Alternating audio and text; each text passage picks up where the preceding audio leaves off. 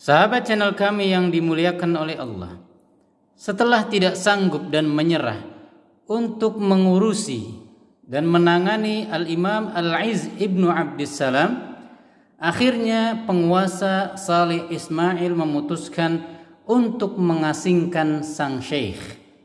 Beliau diusir dari Syam dan dibuang di kota Mesir.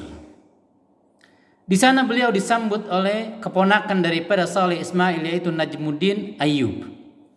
Beliau disambut dengan sangat hangat. Bahkan singkat cerita, beliau dijadikan imam sekaligus khatib daripada Masjid Jami' Amr ibn al-As yang dulu pada zamannya dibangun oleh Umar ibn al-Khattab. Beliau tidak sendirian saat menuju Mesir. Beliau ditemani oleh Abu Amr al-Hajib Syekhul Malikiyah, seorang alim yang keilmuannya setara dengan beliau dari kalangan ulama-ulama al-Maliki.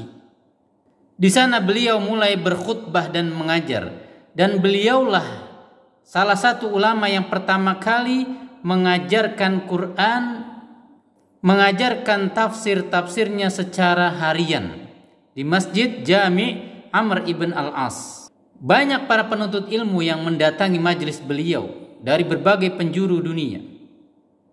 Dan yang tidak berubah dari beliau adalah as-sada' bil haq, keberaniannya menyuarakan kebenaran dan mengingkari kemungkaran, al-amru bil ma'ruf wan nahyu 'anil munkar. Dan yang tak kalah penting adalah al-ihtisab 'ala sultan, mengawasi, mengontrol, mengkritisi dan menentang keputusan penguasa yang bertentangan dengan syariat Allah dan juga menyusahkan rakyat kecil. Seperti sudah menjadi sunnatullah, pasti ada saja yang kontra dengan sebuah kebenaran. Al-amru bil ma'ruf wan nahyi 'anil munkar. Dari kalangan umara dan juga para pejabat, banyak yang tidak menyukai beliau dan khususnya fatwa-fatwa beliau. Dan di antara yang sangat tidak menyukai beliau adalah wakil daripada sang sultan, sang penguasa, yaitu Fakhruddin ibnu Syekhush Syuyukh.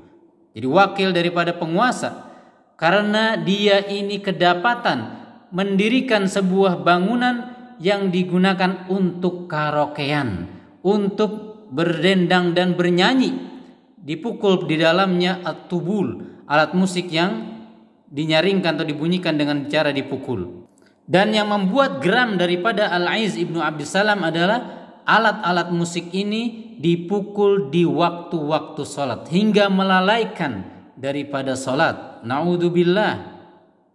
Dan ini dilakukan saat sang penguasa Najmuddin Ayyub sedang tidak berada di istananya.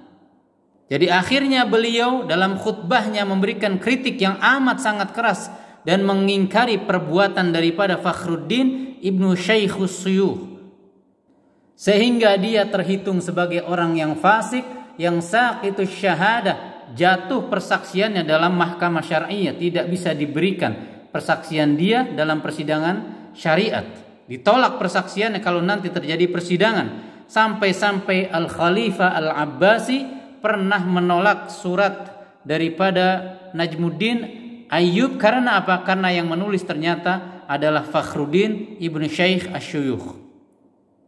Setelah kejadian ini, perseteruannya antara Naibus Sultan, wakil dari sang penguasa, dengan beliau Al-Izz ibnu Abdissalam, akhirnya beliau azala syekhu nafsahu 'anil qada. Beliau memutuskan untuk resign, mengundurkan diri sebagai sang hakim atau pemberi keputusan dalam mahkamah syar'iyah.